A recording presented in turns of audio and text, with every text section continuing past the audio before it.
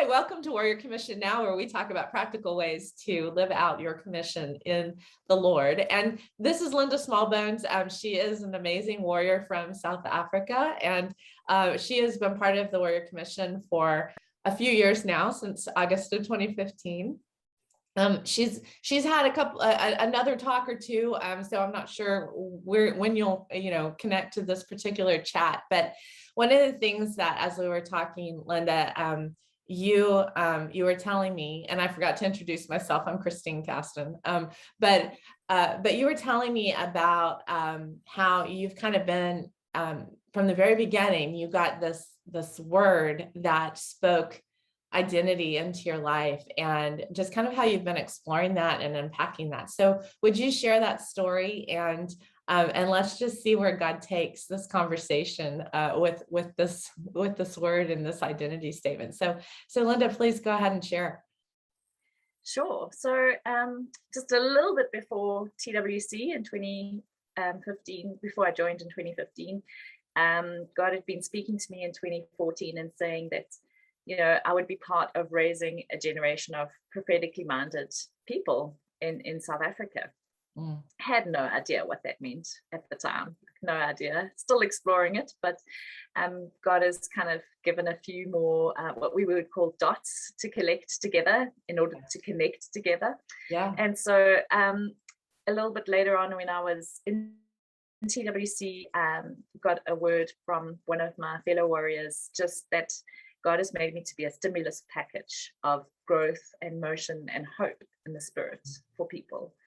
And I had to look up the term stimulus package. It's a financial term, just to stimulate the economy. The government would put in a stimulus package to get the economy going again, as has recently happened in many countries around the world, we know. Right. Yeah. So the stimulus package that I've been exploring is and what God is depositing in me and in the community that I'm part of now in South Africa as well is that I am part of bringing his hope and part of stimulating people's growth, just through helping them to be able to see the things in themselves that bring them confidence and help them to take another step in their own growth and development. Their growth and their emotion and their hope. So when you partner with people in their growth, you just kind of start to see the motion. You start to see the forward momentum going, and it's pretty exciting. So I feel like it hasn't that it's just been part of partnering with God and maybe seeing it unfold and just, yeah. It's this weird thing of this hasn't been something that I've needed to do. Right. It's just something that he's made me to be.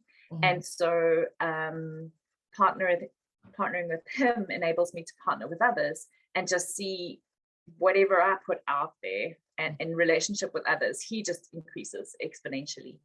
And so I'm getting to explore with him currently in South Africa, where economic stimulation is desperately needed. People's hope is really low at the moment. I'm getting to explore with him, like, where do I get to be a stimulus package in this situation? And so I'm excited to see what he's unfolding in the people just immediately around me, but also in my region. Yeah, I love that and piece. So you're a little bit frozen, so I wasn't sure, but I love that part because our identity statements aren't about what we do. They're who we are in him, and they're who we are in partnership with him. And so part of my growth too has been learning that that my identity statements aren't about doing something. They're not about the impact of, or the numbers that you get, or the I don't know, the influence that you have, or the notoriety that you have, or whatever. It's really so much about stepping into a different place and a different perspective of what it is to walk with God in that identity and to Yeah. be in him, right? It's who you be Yeah. in him.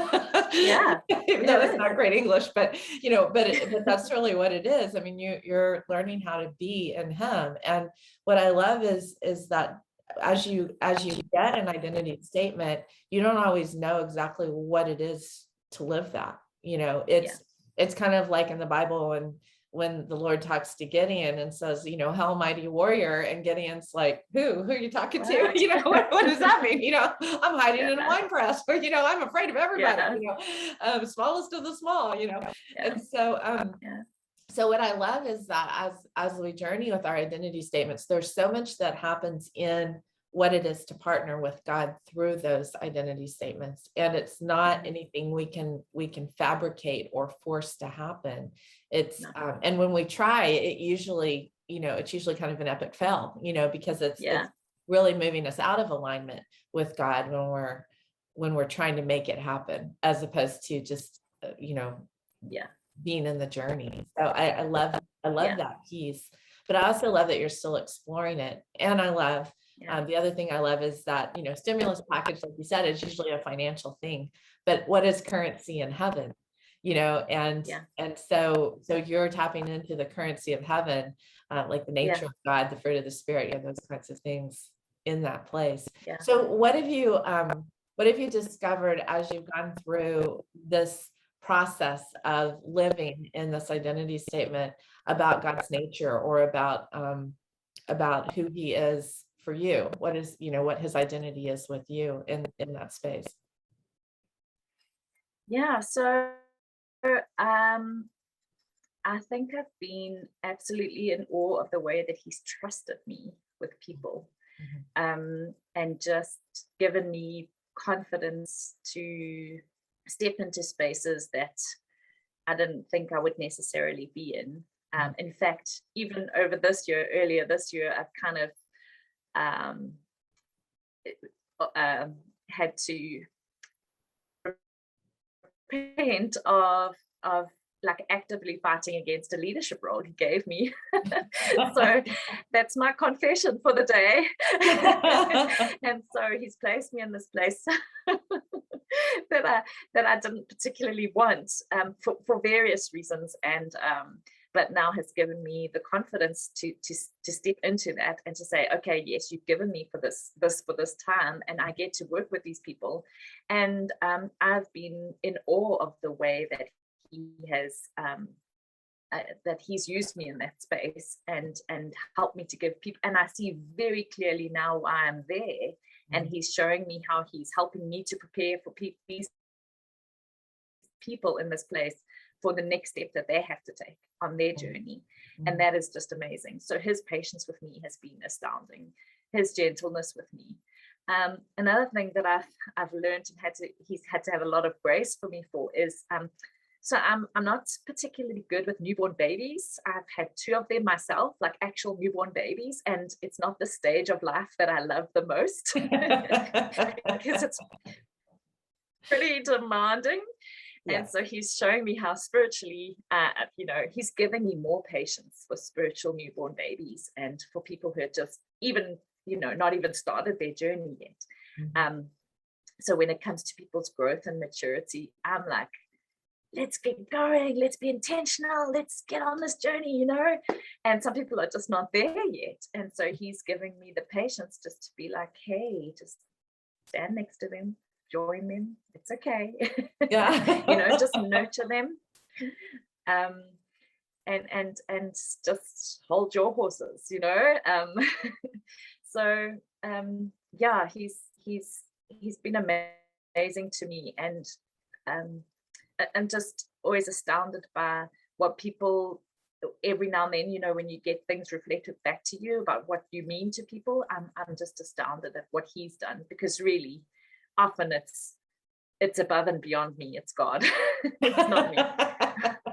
Yeah, when God moves through us into the hearts of other people, and we get to be a part of that journey. It is incredible the impact that's made as they're confronted with his love, as they're confronted with his heart. And And it is, it's nothing you've done, or nothing that you have this great knowledge or wisdom. It's just been something that was a beautiful arrow from God's heart that went straight into theirs, through you kind of being like the bow, in some sense.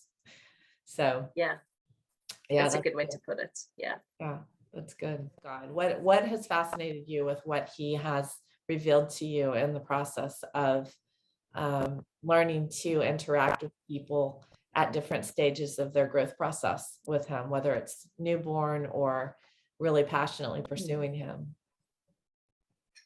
Yeah, I think it's just, I mean, I know it's just going to sound like a cliche, but just his love, his absolute love for people. And I wish I could express it in words in the way, like almost like the multicolored ways that I see it at different points, like spiritually. I wish I could put that into words, but it's like when your heart breaks for somebody, and it's like when he gives you that insight into his compassion. It's just so incredibly deep, for every single person, and just a reminder to me again and again and again to be patient with people's processes, just to be patient. And we humanly, we don't always have the full picture of where they've come from and where they're going to, and so to be patient, to wait for that to be revealed, and it may not always be revealed, but God is doing something, and he's not obliged to tell me always what it is he's doing, but I'd have to sometimes just in patience and in faith just partner with him for those people, and yeah, so yeah, he's always working, always, and that's just incredible to me. Yeah, I love to see how he moves, and the way he I guess for me, in the process of interacting with people, in the process of, especially in seeing people in different parts of their journey and different spaces of emotional health, which we talked about in another conversation we recorded, but also just in that space of being with someone and learning how to relish where they are and how God's moving in that time, in me, but in them too. And even like you said, we don't always, we won't always see the fruit of what we do. We won't always see an outcome, like if we're doing it for an outcome or a specific thing that we think is going to happen, then we're probably not going to see that happen, just because what God's doing and where he's taking them is so multifaceted that we only see one aspect, or only think about one aspect, and he's doing so much